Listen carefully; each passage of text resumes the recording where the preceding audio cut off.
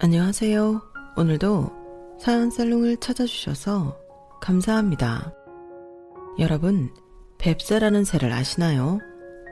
우리나라 새인데 눈송이처럼 하얀 데다가 정말 작고 귀여워서 한 번 본 사람들은 전부 마음을 뺏기는 새랍니다. 그런데 그렇게 예쁘고 귀여운 뱁새가 자기 자신한테 어울리지도 않는 무리한 행동을 하면 큰일이 나는 수가 있는데요. 여러분도 아시다시피 우리 조상님들은 그런 경우를 뱁새가 황새 따라가려다가 다리가 찢어진다고 표현했어요. 제가 이 얘기를 꺼낸 건 얼마 전에 실제로 뱁새처럼 무리한 짓을 벌이다가 큰 코를 다친 사람을 보게 되었기 때문이에요. 어떻게 된 일인지 이제부터 설명해 드릴게요. 저는 30대 중반에 결혼을 했어요. 남편은 클라이밍 동호회에서 만났는데 그때 당시엔 클라이밍을 하는 사람이 많지 않았어요. 남편은 공장을 운영하며 자기 사업을 하던 사람이었고 언제나 에너지가 넘치고 활기찬 사람이었습니다. 그리고 자신이 가진 긍정적인 에너지를 주변 사람들에게 나눠줄 줄 아는 사람이었죠. 저희 집도 부자는 아니지만 부족한 것 없이 화목한 가정이었는데 남편의 집안은 기본적으로 화목한 거에 더해서 여유가 넘치는 집안 같았어요. 남편을 자주 보다 보니까 사소한 부분들에서 그런 티가 났죠. 긍정적인 의미로요. 결혼을 약속하면서 더 자세히 알게 되었는데 저희 시부모님은 두 분 다 오랫동안 일을 해왔고 또 지금까지 하고 계세요. 시어머니는 카드 영업을 하시고 시아버지는 철물점을 운영하시는데 두 분 다 꽤 경제력이 있으신 편이었죠. 저는 사실 주변에 시부모님과 비슷한 직업을 가진 사람이 없어서 몰랐는데 두 직업 모두 수입이 상당하더군요. 그런 두 분의 사업 수완을 남편이 고스란히 물려받은 것 같았고요. 그런 집안에 시집을 가게 되었을 때 시부모님은 집안에 교육자가 생겼다며 굉장히 기뻐해 주셨어요. 저희 집이 보태준 게 별로 없는데도 교사 며느리가 최고라며 칭찬을 정말 많이 해주셨죠. 세상에 우리 큰아들이 교사 며느리를 데려오다니 신기해라. 요즘 교사 며느리가 신부감 1등이래 1등. 이런 복덩이가 왔네? 감사합니다 어머님. 근데 제가 부족한 점도 많아서. 엄마. 우리 와이프 예뻐해주는 건 감사한데 재영이도 교수예요. 막 들어온 며느리가 예뻐서 그렇지. 네 엄마도 다 한다. 알아. 둘째 며느리도 참하고 예쁜데 첫째 며느리까지 이렇게 좋은 아가씨가 들어왔으니 하는 말이야. 어머, 그러고 보니 며느리가 둘 다 교사네. 그래, 우리 집안이 이제 교육자 집안이 다 됐어. 시동생은 공과대학에서 강의를 하는 대학 교수였어요. 젊은 나이에 정말 대단한 사람이었죠. 그리고 동서는 미술 입시학원에서 아이들을 가르치는 교사였어요. 그러다 보니 차분한 분위기가 아무래도 저와 결이 잘 맞는 것 같았죠. 그리고 분위기뿐만 아니라 저희 부부보다 3년 일찍 결혼한 동선의 부부는 나머지 시댁 식구들과는 한눈에 보아도 확연히 차이가 많이 났어요. 뭐랄까요, 때깔 자체가 다르다고 해야 하나요? 시부모님이랑 남편은 돈은 더 많이 벌긴 했지만 평소 입고 다니는 행색을 봤을 때 그런 티가 잘 나지 않았어요. 아무래도 세 사람 모두 움직이기 편한 옷을 입는 게 좋은 직업이라 디자인이 화려하기보단 기능이 좋은 옷을 선호하는 경향이 있었죠. 하지만 시동생과 동서는 사실상 돈은 가장 적게 벌었어도 훨씬 트렌디하고 고급스럽게 옷을 입었고 전반적으로 외모 관리가 아주 잘 되어 있었어요. 특히 동서가 미술을 하는 사람이라서 그런가 정말 아우라가 남달랐죠. 이목구비가 엄청 예쁘거나 눈에 띄는 미인은 아니었지만 머릿결이며 피부, 손톱, 그리고 앉거나 선 자세까지 모든 면에서 기품 있고 부티가 나더군요. 나중에 알고 보니까 동서는 일도 하고 애도 키우는 와중에 꾸준히 발레 학원까지 다니고 있다더군요. 저랑 나이 차이는 2살밖에 나지 않았음에도 피부가 워낙 좋아서 본인 나이보다 훨씬 어려 보였어요. 저는 그런 동서가 처음엔 굉장히 좋게 보였죠.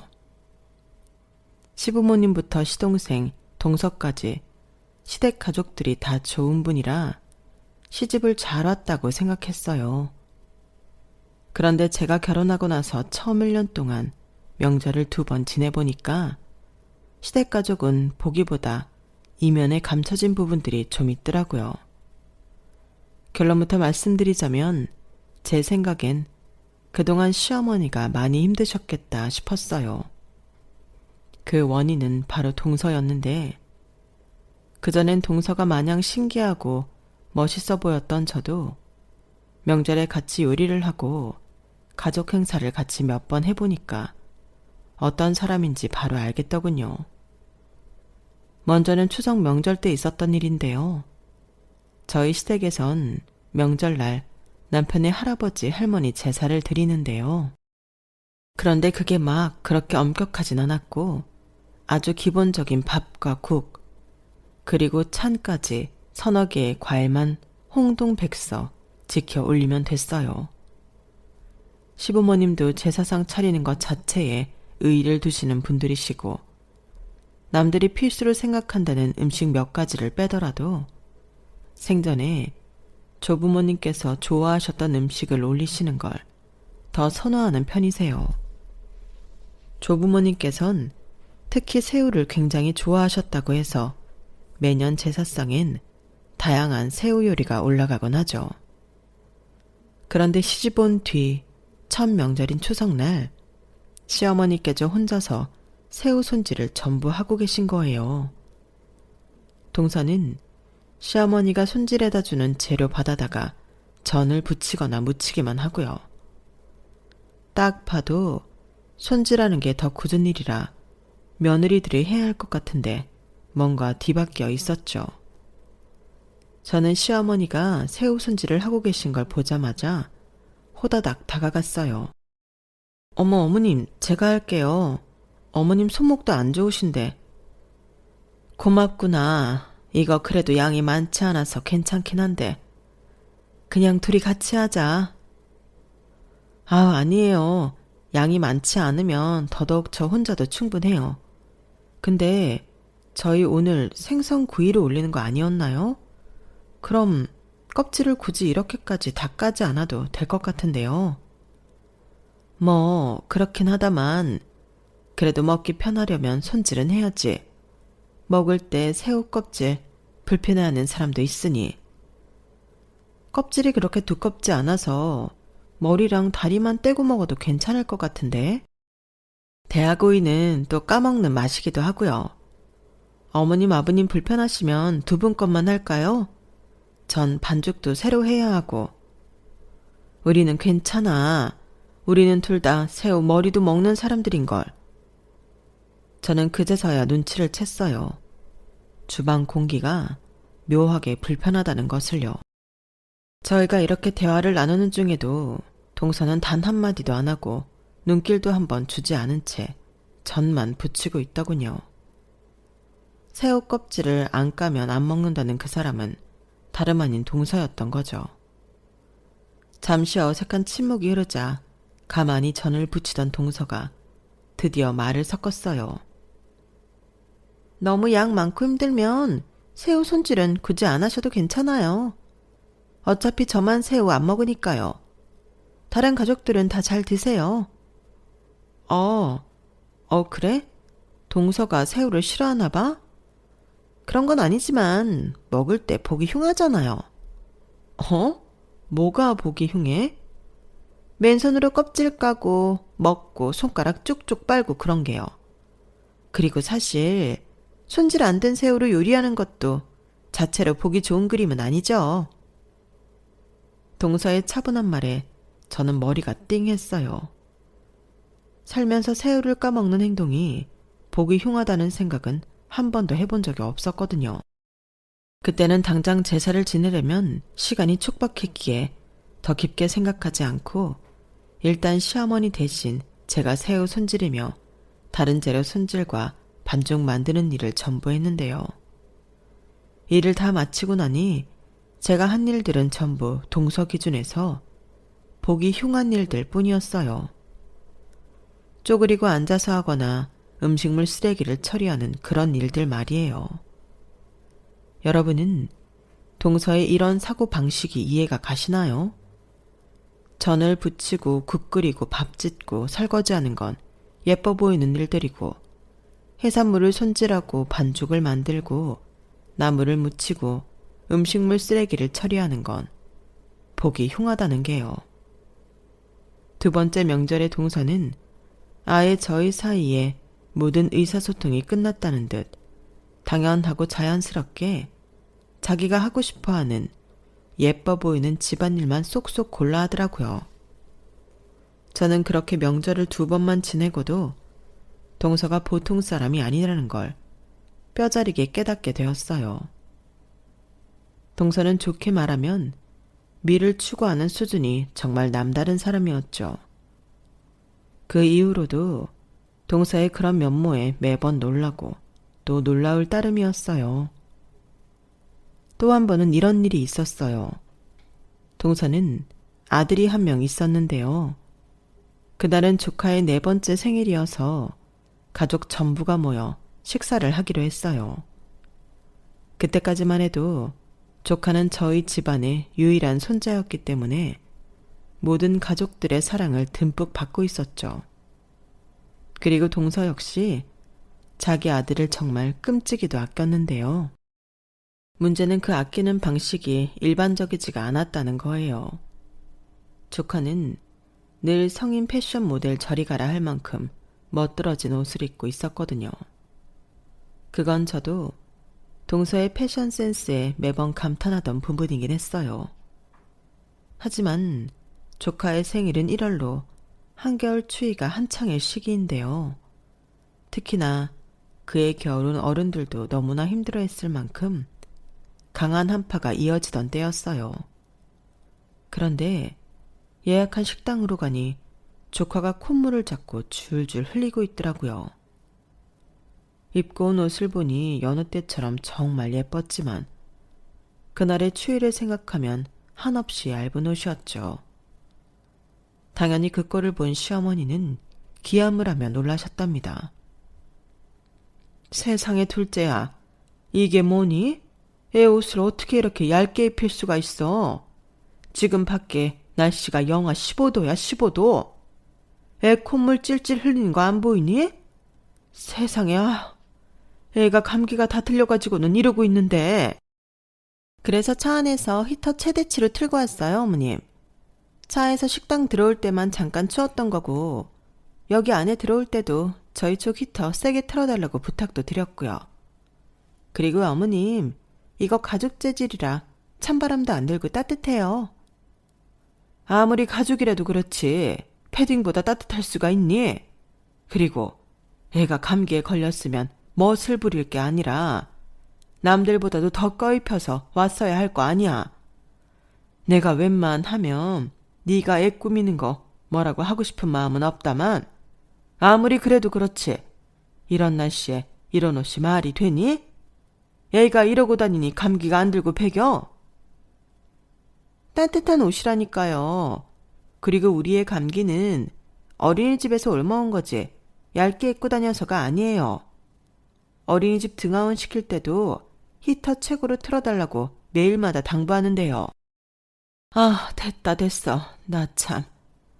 안 그래도 여기 옆에 마침 애기옷 파는 데가 있으니까 식사 끝나는 대로 거기 좀 들렀다가 가자. 애 뭐라도 좀 사서 입혀야지 원. 목도리라도 하나 하지. 어쩜 애를 이렇게 목을 환하게. 시어머니는 혀를 끌끌 차셨고 시아버지와 저희 남편도 시어머니 말씀에 동의한다며 한마디씩을 거들었어요. 물론 시동생에 대한 훈계도 잊지 않았고요. 시동생은 죄송하다고 사과하며 분위기를 좋게 넘겼지만 동서는 끝까지 한마디도 하지 않더군요. 어쨌든 식사 자리는 아이를 위해서라도 다시 화기애애하게 흘러갔고 이후 시어머니와 저와 동서 세 사람이 애를 데리고 따뜻한 옷을 사입히러 갔습니다. 남자들은 미리 주차된 차를 빼러 주차장으로 내려갔고요. 하지만 문제가 터지고 말았어요. 원래는 빠르게 모자, 목도리나 외투 정도만 사려고 들어간 가게에서 기어이 시어머니와 동서 사이에 싸움이 일어나고 만 거였죠. 얘, 너 왜 자꾸 얇은 옷만 가져오는 거니? 애 따뜻한 옷 입히겠다고 온 건데. 어머님이야말로 왜 자꾸 이런 못생긴 옷만 가져오세요? 색도 촌스럽고 디자인도. 게다가 지금 입은 옷이랑 하나도 안 어울리잖아요. 내가 정말 이 말까지는 끝까지 참으려고 했다만 너 정말 정신이 있는 거니 없는 거니? 애 엄마가 돼갖고는 애 건강보다 지금 멋내는 게 더 중요하다는 거야? 애들이 어렸을 때 감기 걸리는 게 얼마나 무서운 일인지 애 엄마가 돼갖고 그것도 모르는 거야? 우리 땐 애가 아프면 내 마음이 더 아팠어. 그거야 사랑의 방식이 다른 거죠. 전 저희 애기가 남들보다 항상 우월하고 트렌디하길 바래요. 건강도 당연히 챙기고 있고요. 애 따뜻하라고 온갖 난방기구는 다 사다 놓은 거 본 적도 없으시면서 왜 저를 못난 엄마로 매도하세요? 요즘 애들한테 외모가 얼마나 중요한 부분인지 어머니는 모르시잖아요. 골치가 아파진 저는 얼른 나가서 편의점에서 핫팩을 4개 사왔어요. 그리고 동서가 골라온 옷 중에서 적당히 두터운 옷을 집어들고 중재를 하기 시작했죠. 이거 괜찮네요, 어머님. 안에 기모도 들어가 있고 도톰하고요. 제가 여기 핫팩 사왔으니까 이렇게 주머니에 넣고 입히면 건우도 따뜻할 거예요. 너무 걱정 마세요, 어머님. 그리고 이번 달 말이면 날씨 풀린다니까 이거 지금 사면 그때까지 입을 수 있겠는데요. 제가 불어 밝은 목소리를 내며 말하자 그제서야 겨우 두 사람은 합의를 보았고 옷가게에서 나을 수가 있었어요. 하지만 여전히 시어머니는 못마땅해 하는 마음이 가득 차 있으신 게 티가 나긴 했죠. 동서 쪽은 쳐다도 안 보고 조카랑 차가 있는 곳으로 가버리셨거든요. 저랑 동서만 뒤에 남자 저는 나름 좋은 말로 동서에게 한마디를 했어요. 괜한 짓이었죠. 동서가 건우 끔찍이 아끼고 아끼는 건 알겠어. 그렇지만 조금 점처럼 굽혀야 할 때는 좀 굽힐 줄도 알아야 돼. 어머니 입장에서는 당연히 손주가 감기 들려서 코 찔찔이로 있는데 뭐라도 따뜻한 거 입히고 싶어 하시지. 예쁜 거 입히고 싶은 동서 마음도 이해하지만 어머님 말씀도 다 맞는 말이셨어. 더군다나 매장 안에 사람도 많은 데서 그렇게 어른한테 한마디도 안 주고 싸우는 거 아이 교육에도 좋지 않아. 설령 동서 말이 맞는 말이라고 해도 남들이 보면 좋게 안 보인단 말이야. 그럼 남들 시선 무서워서 제 아들을 추하게 만들라는 거예요? 뭐라고? 아니 말을 어떻게 그렇게 받아들여. 그런 뜻이 아니라 동서도 적당히 타협을 하라는 말이잖아. 동서 말이 완전히 틀렸다는 게 아니라 저는 남들 시선 그런 건 하나도 신경 안 써요. 그냥 제 아들만 최고이면 돼요. 원래 엄마라는 게 그런 거 아니겠어요? 아이를 위해서라면 뭐든지 감내하고 감수하는 거요. 형님은 아직 애가 없으셔서 모르시나 본데 아이 가진 엄마는 항상 내 새끼한테 무슨 수를 써서라도 최고만 해주고 싶은 거예요. 잘 알지도 못하면서 그런 식으로 얘기하지 마세요. 동서야말로 왜 말을 그런 식으로밖에 못해. 내가 지금 동서만 잘못했다고 했어? 그럼 애 보는 앞에서 엄마가 할머니랑 그렇게 언성 높이고 싸우는 게 보기 좋은 일이야? 남의 자식 일에 왈가왈부하지 마세요. 형님보다 제가 시어머니 더 오래 봤고 제가 더 많이 알아요. 저희 원래 친하거든요. 모르면 가만히나 계세요. 저는 동서의 말에 결국 말문이 막히고 말았죠. 또라이도 이런 또라이가 없구나 싶었어요. 어떻게 젊은 애가 이렇게 앞뒤가 꽉 막히고 대화가 안 통하는지 모르겠더군요. 게다가 은근히 사람 까내리면서 얘기하는 게 싸가지가 보통 없는 게 아니었어요. 그날 이후로 전 다시는 동서랑 가까이 있고 싶지가 않았죠. 아무리 이해해보려고 해도 영하 15도에 4살 된 딸내미를 가죽 잠바 하나 입히는 미친 엄마가 어디 있나요? 이런 동서와 3년 넘게 같이 대화를 하고 지낸 시어머니가 보살이신 거였어요. 저는 그렇게는 못하겠더라고요. 그렇게 한번 동서에게 제대로 질려버리니 전에는 애써 무시했던 것들이 속속들이 보였어요. 다른 부분도 많지만 제가 가장 동서를 싫어하게 된 건 동서가 은근히 시부모님을 무시하는 경향이 있다는 거였어요.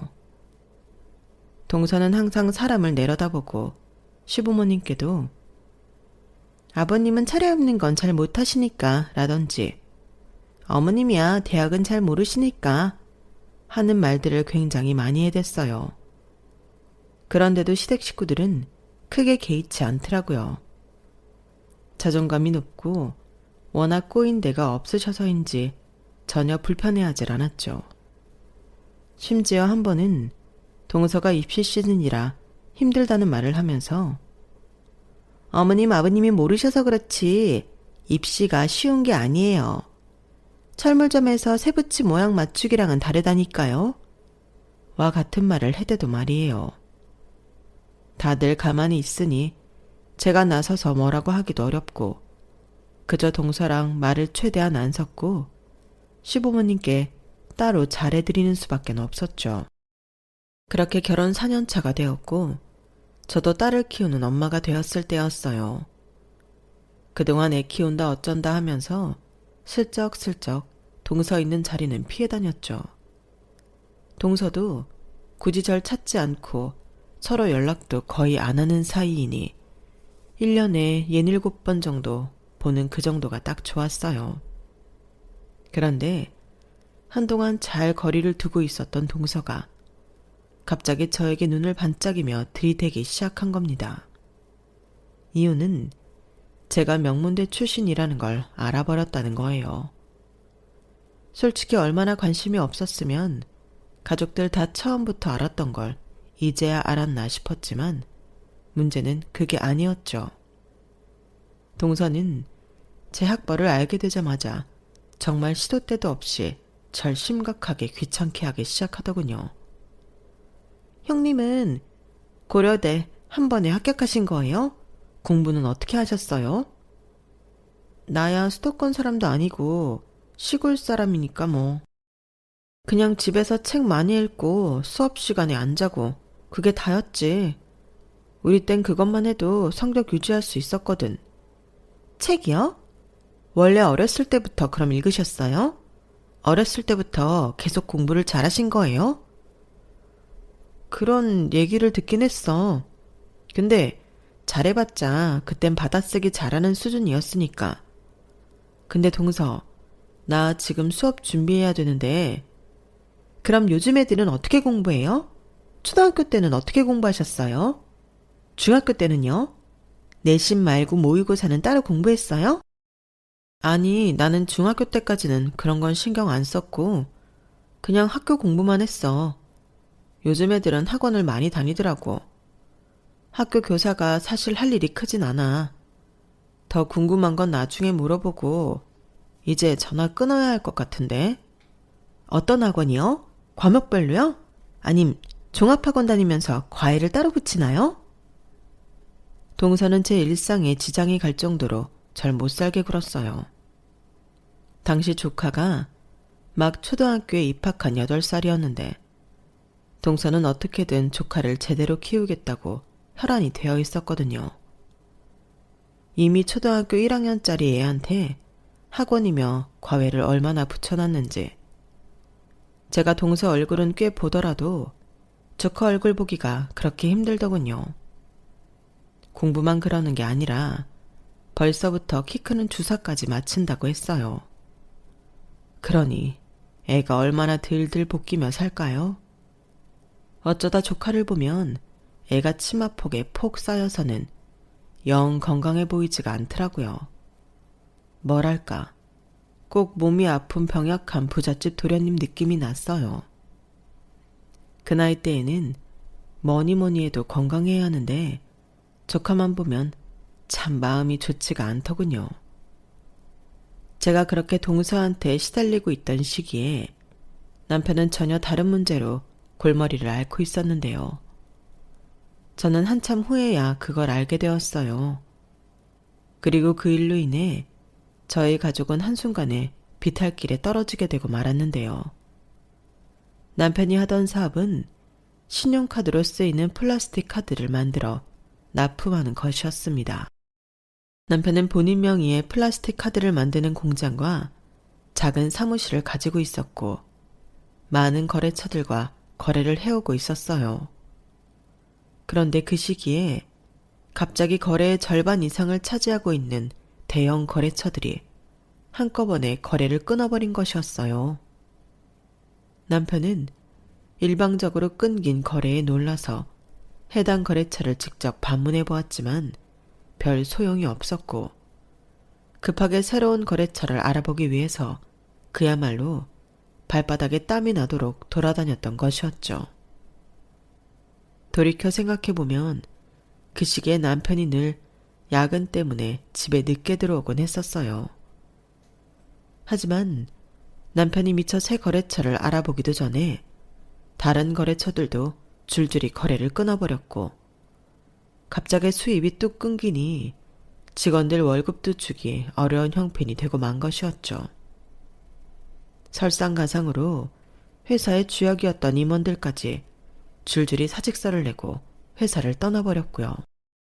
결국 남편이 하던 사업은 6개월을 채 넘기지 못하고 망해버렸고 막대한 빚을 질 수밖에 없었어요.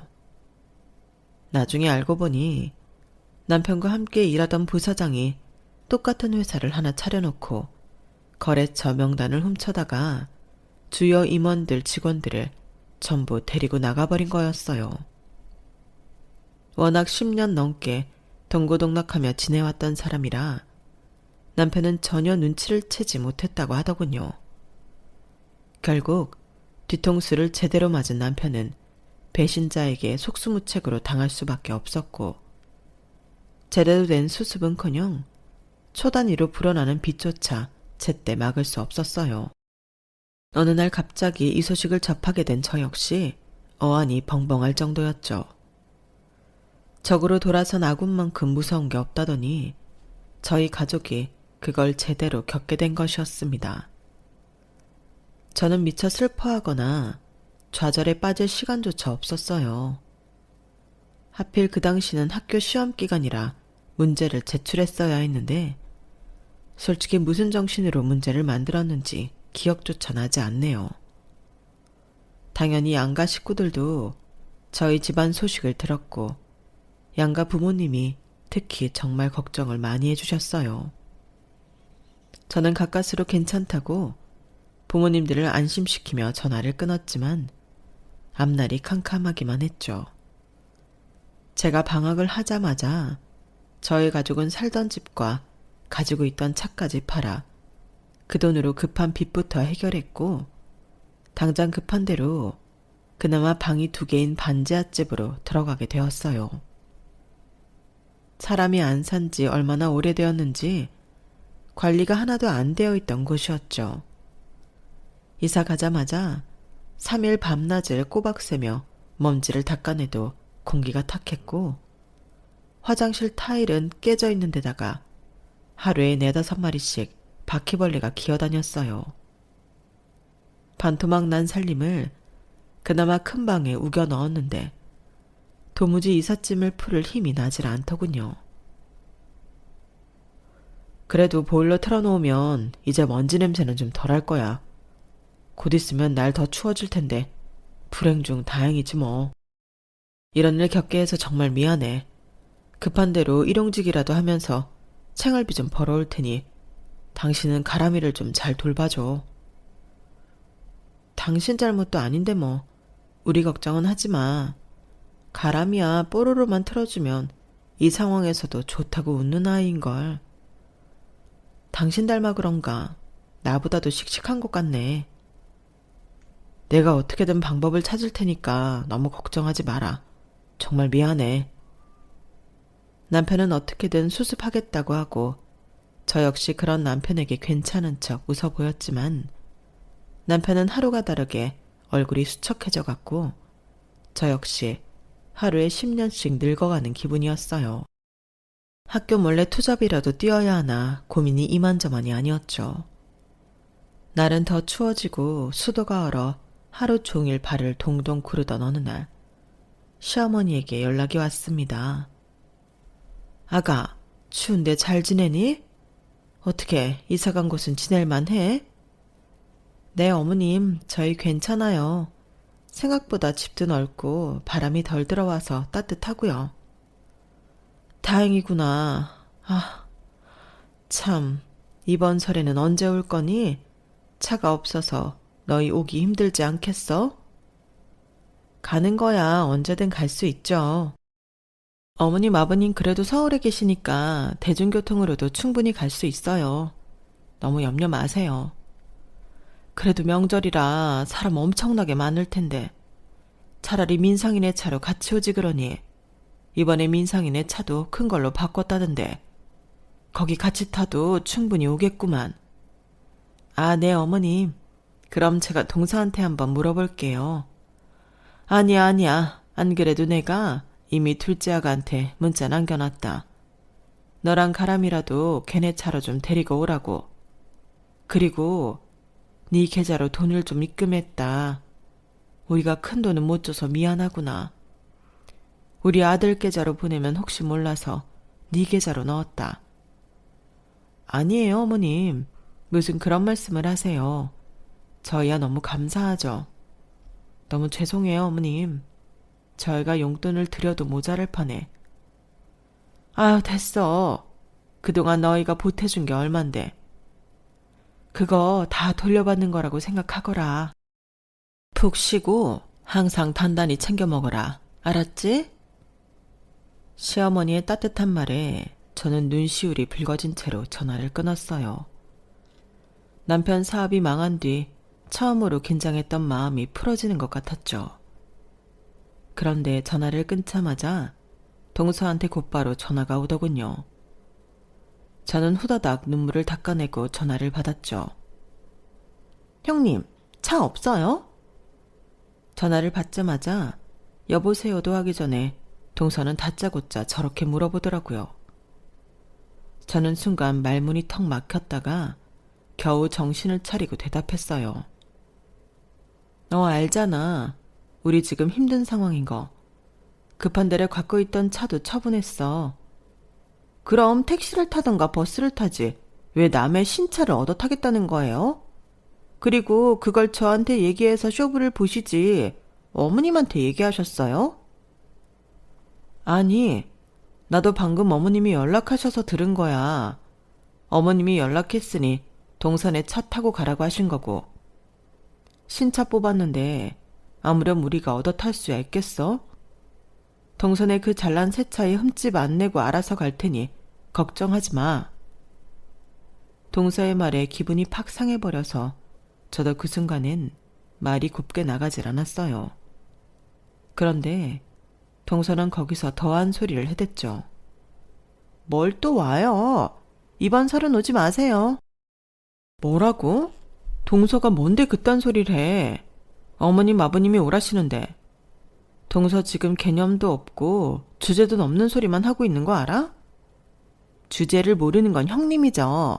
그럼 제사상 차릴 돈도 없으면서 빈손으로 와서 밥만 얻어먹고 가겠다는 거예요? 게다가 우리 건우한테 줄 세뱃돈은 있으세요?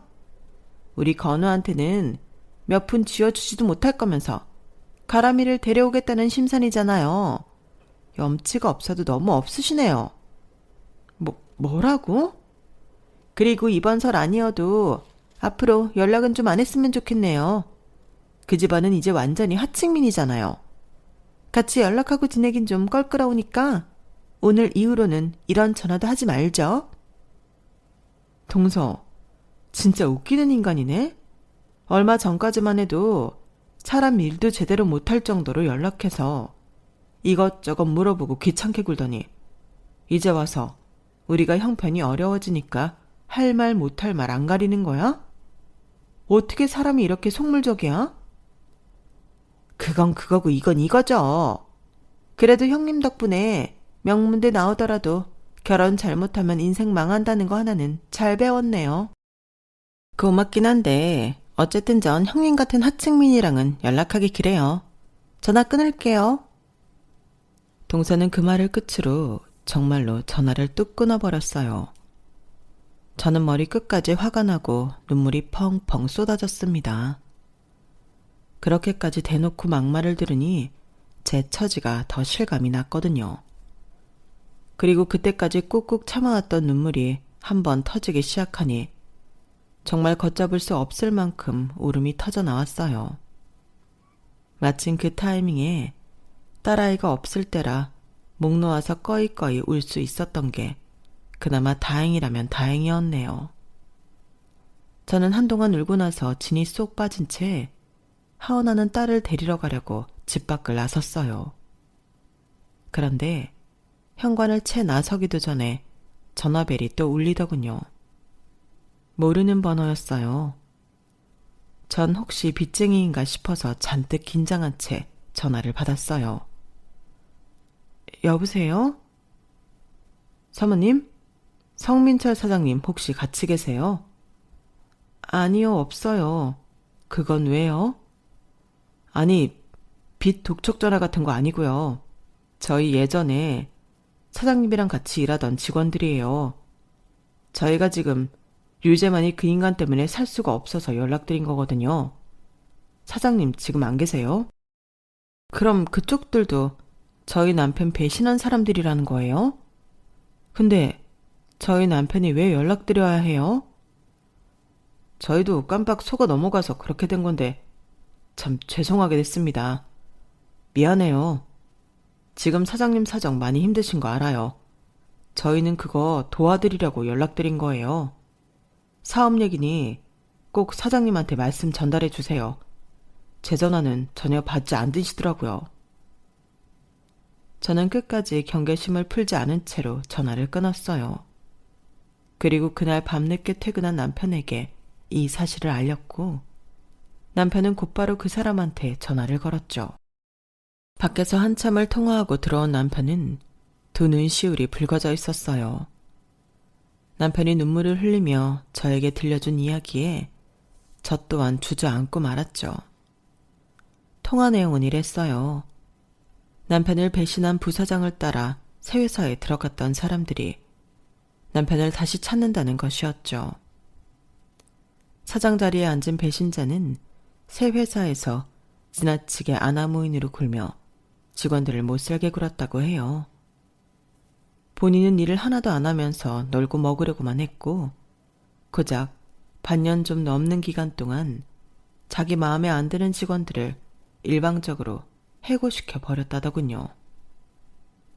작업량은 늘리고 직원 수는 줄이면서 어떻게든 손해보지 않고 사업을 하려고 했는데 밑에 있는 사람들은 죽을 맛이었다고 합니다.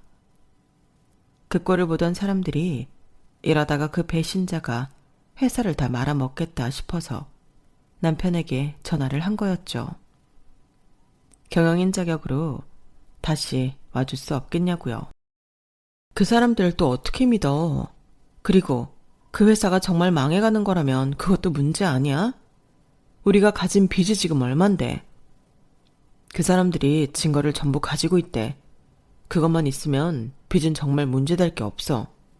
증거? 무슨 증거? 그 인간이 우리 회사에 있었을 때 장부 고쳐서 횡령하고 거래처도 악의적으로 빼나간 증거 말이야. 지금은 자존심을 부릴 때가 아니라 지푸라기라도 잡을 시기잖아. 그 증거 전부 건네받고 류재만이 그 인간한테 전부 다 받아내야지. 내가 손해본 것들. 그래, 그런 거라면 난 얼마든지 찬성이야. 잘 됐어, 여보. 정말 잘 됐어. 저희 부부는 서로를 끌어안고 눈물을 흘렸고 이후 남편은 빠르게 배신자를 응징해 나갔어요. 사업을 하면서 유능한 변호사를 많이 알아두었던 남편은 증거물을 10분 활용했죠. 덕분에 저희 가족은 그 배신자에게 막대한 금액의 배상금을 받아낼 수가 있었답니다. 크고 굵직한 빚들이 한순간에 사라지게 되었고 정말 자잘한 몇 가지만 남게 되었죠. 남은 빚들은 일하면서 충분히 갚을 수 있는 금액이라서 전혀 부담되지 않았어요. 그렇게 배상금을 받아내고 남편이 출근을 시작한 뒤 저희는 이 기쁜 소식을 양가 가족들에게 알렸어요. 그 전에 혹시 몰라서 이 일이 엎어지면 좋은 소식을 번복하게 될까봐 잘 지내고 있다는 정도만 말씀드렸거든요. 실제로 소송도 승소를 하고 새 직장에서 일하며 다달이 높은 수입을 받기도 하니 이제는 말씀드려도 되겠다 싶었죠. 소식을 들은 양가 부모님은 눈물을 흘리시면서 다행이라고 축하해 주셨어요. 저희 부부는 이후로도 하루빨리 다시 좋은 곳으로 이사를 가기 위해 각자의 역할을 성실하게 해나갔습니다. 그러다가 다시 명절이 찾아왔는데요. 그 시기엔 저희가 살던 반지 하방 계약 종료 시점이 점점 다가오고 있었고 저희 형편에 맞는 새 집을 구하던 중이었어요. 아직 어디로 이사 갈지 정해진 바가 없어 반지하에 산다고 하층민 어쩌고 하던 동서를 마주치는 게 껄끄러웠지만 신경 쓰지 않으려 마음을 단단히 먹었죠. 저랑 동서 외에 다른 가족들은 그 일을 몰랐으니 티내지 않으려고 했어요. 아니나 다를까 동서는 특유의 깔보는 눈빛으로 시종일관 저에게 차갑게 대했고 저는 그런 동서를 외면하고 다른 가족들과 농담도 하고 웃으며 놀았어요. 그렇게 서로 안부를 묻고 제사를 지내고 식사를 하는데 벼랑간 누군가 초인종을 심하게 누르는 겁니다. 남편이 인터폰으로 누구냐고 하니 걸걸한 남자 목소리가 들려왔어요. 빌려간 돈 갚으러 왔수다. 돈을 갚다니 무슨 말인지 몰라 되물으며 문을 열었더니 돈 받으러 왔다면 문을 열었겠어? 돈 받으러 왔수다. 그 말에 저와 남편은 사색이 되었죠. 그 짧은 시간 빠르게 남은 빚이 있었나 생각해 보았어요. 그런데 아무리 생각해도 더 이상 남아있는 건 없었죠. 문 앞에 남자에게 떨리는 목소리로 얘기했어요. 혹시 잘못 찾아오신 거 아닙니까? 저희가 알고 있는 빚은 다 갚았거나 변제 중인데요. 이미 몇 날 며칠에 얼마씩 보내기로 다 합의를 봤고요. 언제 합의를 봤다 그래요? 하도 연락이 안 돼서 저희가 이 명절까지 찾아온 건데. 제가 걸려오는 전화는 다 받고 있는데 사장님 전화는 못 받았던 것 같습니다. 혹시 사업장 이름이 어떻게 되십니까? 제가 혹시 기억을 못하는 거라면. 아니요. 지금 뭔가 오해가 있으신 모양인데 그쪽 말고요. 여기 백예리 씨 없어요? 그 순간 저희 가족은 모두 깜짝 놀라 동서를 돌아봤어요. 동서는 안색이 파랗게 질린 채 식탁에서 일어서지도 못하고 벌벌 떨고 있었죠. 알고 보니 동서는 그동안 시동생 몰래 빚을 어마어마하게 지고 있었더라고요. 동서와 조카가 입는 옷들이 물론 하나같이 비싸 보이긴 했지만 그럼에도 상상을 초월하는 금액들이었어요. 명품을 잘 모르는 저희야 대충 10만원, 20만원 하겠지 싶었는데 그게 아니더군요. 그날 입은 옷만 따져도 티셔츠 하나에 35만원, 바지가 160만원, 신발이 240만원이었다고 합니다. 겉보기엔 단조롭기만 한 디자인인데 뭐가 그렇게 비싼지 저희 가족은 엄청난 충격을 받을 수밖에 없었죠. 그뿐만 아니라 동서는 꾸준히 피부과 헤어샵, 마사지 샵을 다니면서 매달 몇백만 원씩 돈을 갖다 바쳤다고 하더군요. 어차피 자기가 학원 원장이 되고 아들이 명문대에 가서 대기업에 취업하면 다 갚아줄 거라고 생각했다면서요. 도대체 이제 초등학교 1, 2학년짜리인 아들이 갚아줄 거라 믿는 심리는 뭔지. 가족들 중 가장 큰 충격을 받았던 사람은 누가 뭐래도 시동생이었어요. 사실 차도 큰 차로 바꾸자고 한 게 동서가 아득바득 졸라서 산 거였다고 해요. 그날 동선의 가족은 그 자리에서 집으로 가버렸고 출근 끝에 동서가 저질러 왔다는 짓을 알게 된 시동생은 곧바로 이혼 서류를 제출했다고 합니다. 억 단위의 빚을 남편 몰래 만들었다는 것 하나로도 이혼 사유가 충분했고 양육권까지 가지고 올 수 있었어요. 만약 시동생이 발빠르게 이혼하지 않았다면 시동생과 조카도 무슨 험한 꼴을 볼지 몰랐어요. 특히나 조카를 생각한다면 하루빨리 이혼을 하는 게 맞는 일이었죠. 결국 이혼당한 동서는 급한 대로 손바닥만한 반지하 단칸방을 구해 들어갔다고 해요. 공교롭게도 같은 날 저희 가족은 새 집으로 이사를 가게 되었고요. 새 집은 예전에 살던 집만큼 넓진 않지만 새 식구 살기 부족함이 없었고 해도 잘 드는 깨끗한 곳이었죠. 이삿날 저는 마음이 참 씁쓸했네요. 동서와 제 운명이 이렇게 손바닥 뒤집듯 바뀔 줄 몇 개월 전에는 상상도 못했으니까요. 사람이 얼마나 어리석으면 그 금액의 빚을 지고 있으면서도 남한테 하층민이니 어쩌니 했을까 싶기도 하고요. 너무 상식 밖의 악인을 보는 건 생각보다 그리 즐거운 일이 아니었어요. 심지어 그 악인이 제 죗값을 고스란히 받는다고 해도요. 제 이야기는 여기서 끝이랍니다. 조카는 한동안 엄마의 부재로 힘들어했지만 시부모님이 정성껏 돌봐주신 덕에 안정을 찾아가고 있다고 해요. 시동생도 한동안 안색이 안 좋더니 조금씩 안정을 되찾아가고 있는 것 같고요. 저희 가족은 다시 저축도 시작하고 예전의 안정적인 생활을 되찾았답니다. 남편은 자기 사업을 하던 때보다 오히려 월급 받고 일하는 요즘이 마음은 편하다며 늘 일찍 퇴근해 집에서 조용히 책을 읽는 생활을 하고 있어요. 예전보다 오히려 가정적이 된 남편 덕에 저희 가족은 나날이 더 화목해지고 있답니다. 누구랑 다르게 저희 가족은 앞으로 저희 주제에 맞게 생활하며 건실하게 살아가려고요. 들어주셔서 감사합니다.